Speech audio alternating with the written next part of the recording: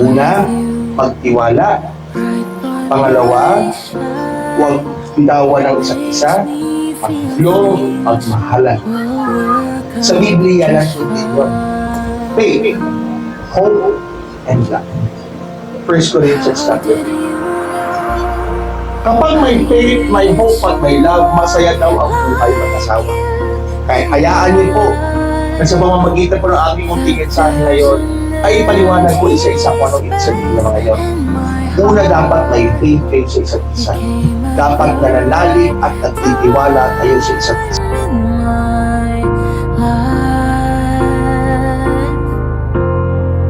I'll never forget how you brought the sun to shine in my life and took all the worries and fears that I had.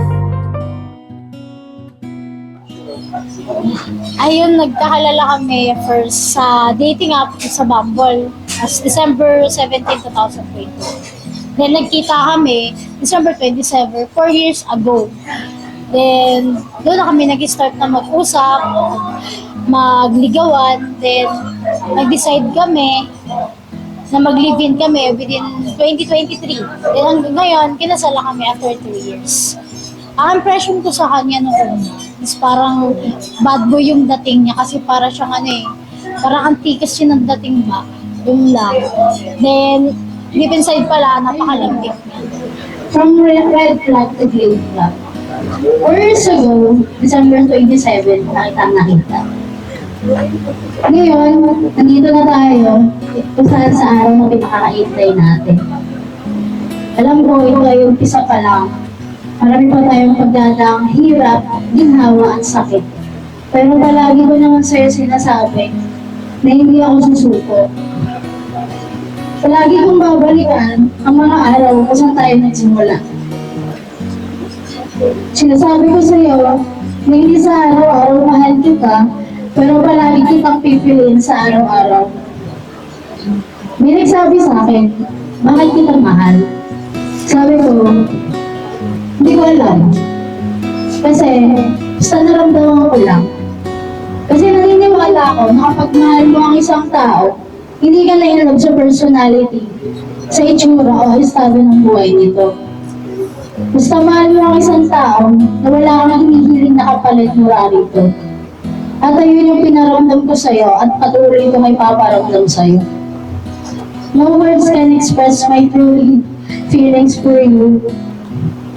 Na kahit na anong mangyari sa atin o sa akin, kahit pa lumabo na yung mata ko, o di kaya hindi na ako makalakad, palagi mo lang tatandaan na mahal kita. Mahal na mahal kita, Pati. Yung 2000 day, pagkita ko sa kanya, tinawanan ko rin siya. Kaya nakita ko rin sa kanya. Parang natangalo niya sa akin. Bigyan sa akin. Alam, binibigay ko sa... Bakla kasi ako dati. Joke lang. Ayun, kasi wala na kasi siyang magulang. So, ako na yung parang tumayo niya. Best friend, asawa, girlfriend, lahat na ako tumayo. Dahil tinutulungan ko rin siya sa maraming bagay. Baga, hindi kami nagsasuccess sa isang bagay pag di namin pinagtutulungan.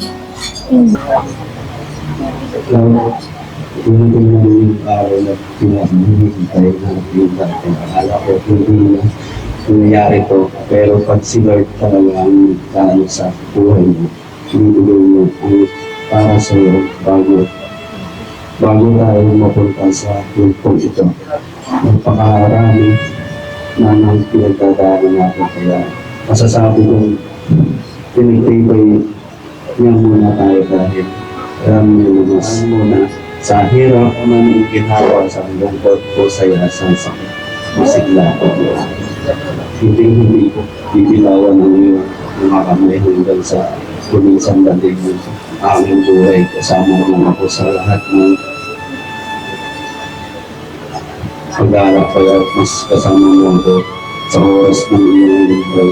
Kaya makakapagsabi kung ano ang mangyayari sa kinabukasan. Kaya mamahalin kita sa paraan ng ano.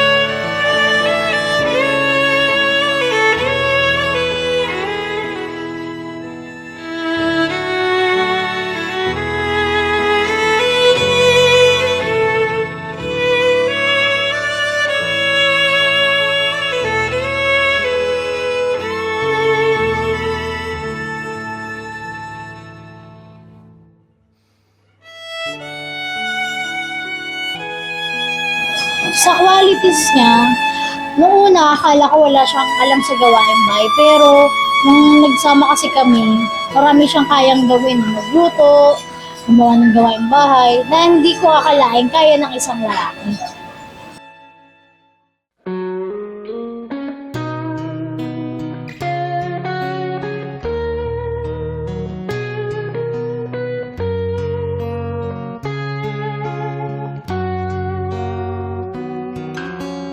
Wise men say only fools rush in, but I can't help falling in love with you. Shall I stay? Would it be a sin if I can't help falling in love with you? Like a river flows surely to the sea, darling, so it goes. Some things are meant to be. Take my hand, take my whole life too, for I can't help falling in love with you. May papangako lang sa'yo na, ay mapapangako ko lang sa'yo na nandito ako para sa'yo palagi. Sabi ko nga, kahit anong mangyari sa akin, nandito lang ako para sa'yo. Mahal na mahal kita, Kapit.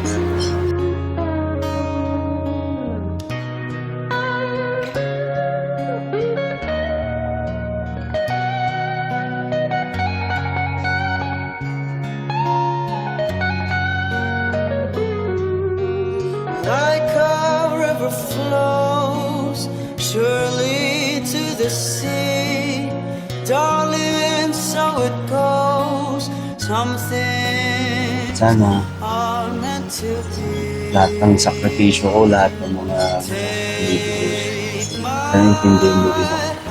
Lahat ng pag-iyak din sa trabaho. Pero hindi kita hindi tayo mo mamahalin sa talaga. Yun lang, Oo, ma'am. Yung mahal. mahal na mahal kita.